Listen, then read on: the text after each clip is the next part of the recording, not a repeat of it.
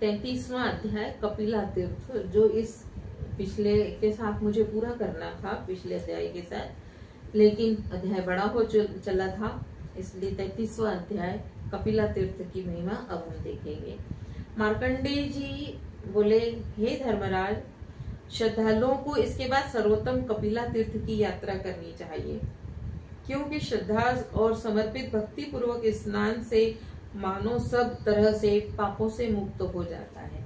नर्मदा परिक्रमा में कई जगह पंचक्रोशी परिक्रमाएं भी होती है, तो जहां जहां नर्मदा जी उत्तर तटीय हो रही हैं, उत्तर में फिर से मतलब बहते हुए जैसे जा रही है, फिर उत्तर में आ गई और फिर उत्तर से वापस पश्चिम में जा रही है, तो जहां जहां पे उत्तर को बढ़ी है ऐसी जगह पे पंचक्रोशी यात्राएं होती है, और उन यात्राओं का भी उसमें अपने कैलेंडर में, पंचांग में दिया हुआ रहता है कि किस तरह से पंचक्रोशी यात्राएं कब और कहाँ पर हो रही है।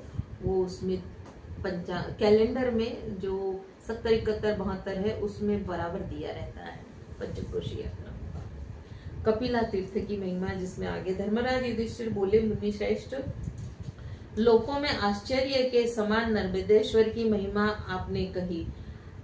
अब कपिला तीर्थ की महिमा सुनना चाहता हूँ। इस तीर्थ की उत्पत्ति का कारण और समय के साथ साथ प्रसिद्धि का कारण पर भी प्रकाश डालिए।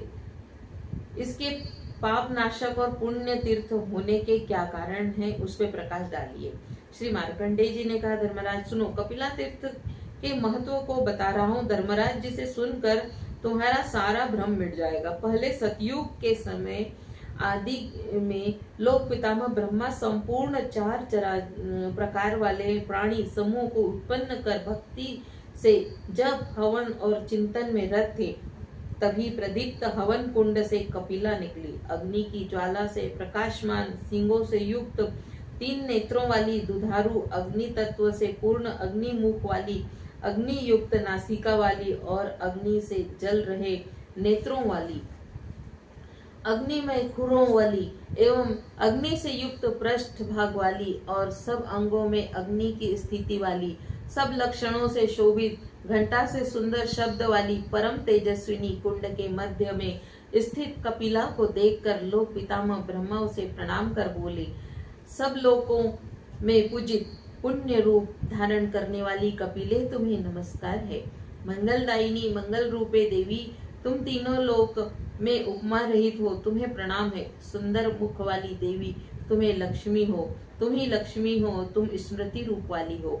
उमा देवी के नाम से प्रसिद्ध तुम ही सती हो, इसमें संशय नहीं। हे सुमुखी, तुम ही वैष्णवी और महादेवी तथा ब्राह्मणी भी हो। तुम कुमारी और भक्ति तथा श्रद्धा में भी हो। महाभागे, तुम भूतों की काल रात्रि और कुमारी परमेश्वरी हो। तुम ही लव त्रुटि, मुहूर्त और लक्ष्य के रूप में स्थित हो। तुम संवत्सर, मास, काल और क्षण रूप वाली हो। चराचर सहित त्रिभुवन में तुम्हारे बिना कुछ भी नहीं।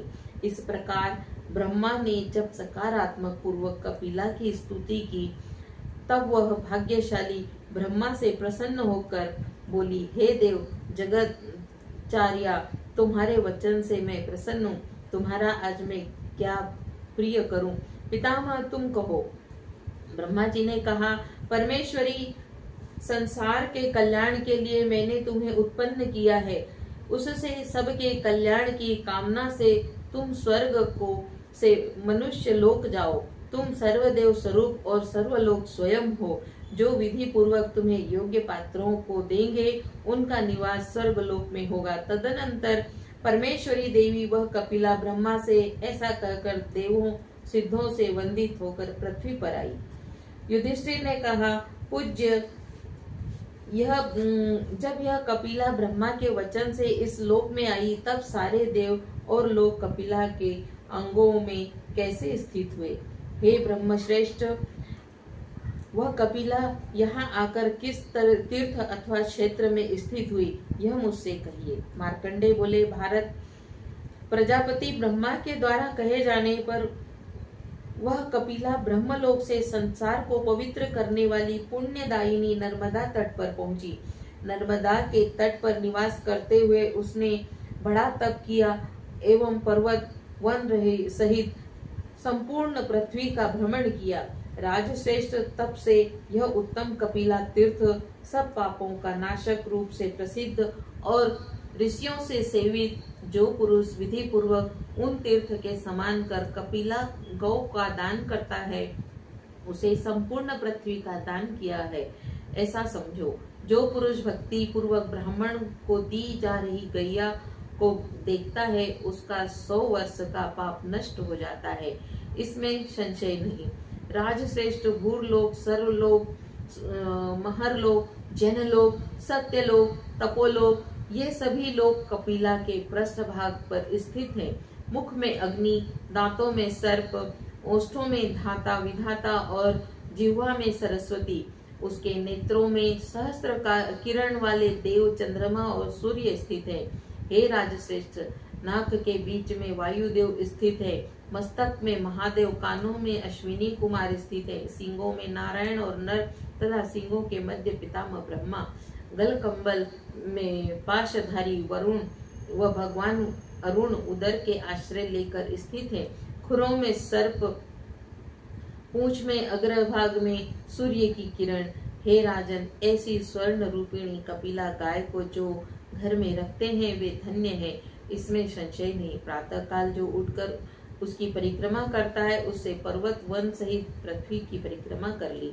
जो पुरुष कपिला के पंचगव्य दूध, दही, घी, गौमूत्र, गोबर से श्री शंकर को स्नान कराता और परम उत्तम गति को पाता है। हे राजन, जो पुरुष उस तीर्थ में उपवास करता है, स्नान कर कही गई विधि से पितृ देवताओं का तर्पण करता है, उसकी पहले से 10 पीढ़ियां उसके मनोरथों का चिंतन करती हुई तृप्त होकर स्वर्ग में जाती हैं, इसमें संशय नहीं है। राजश्रेष्ठ, तुमसे इस तीर्थ की विधि और उसकी उत्पत्ति तथा तीर्थ को पुण्य काल में मैंने कहा, अब क्या करना पूछना चाहते हो।